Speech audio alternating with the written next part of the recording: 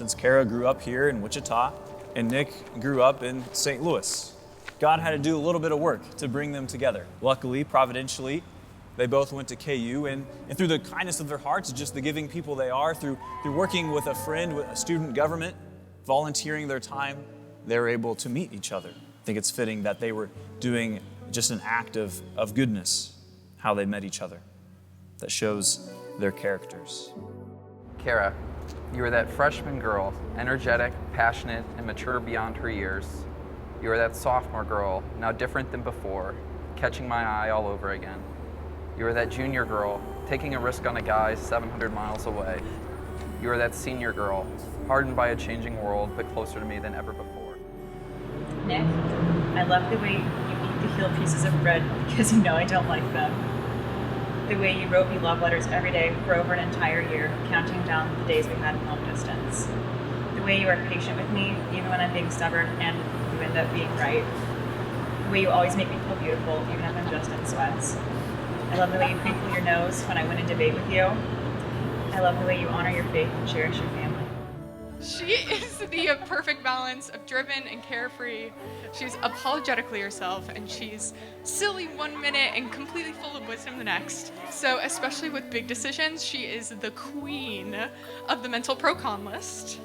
Mulling it over one last time. But then there's Nick. All of a sudden he was just there. He was a very solid, definite piece of my best friend's life. It was wild. There was no pro-con list, no mulling it over. Even when Nick moved to Texas right after they graduated, if you don't know, it was shortly after they started dating, and I was shocked because there was no decision to be made. It always felt right.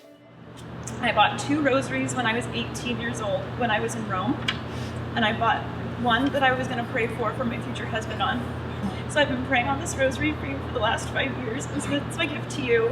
And I have a second one that I'm going to start praying for us together on. It is my joy to introduce to all of you for the very first time, Mr. and Mrs. Faust.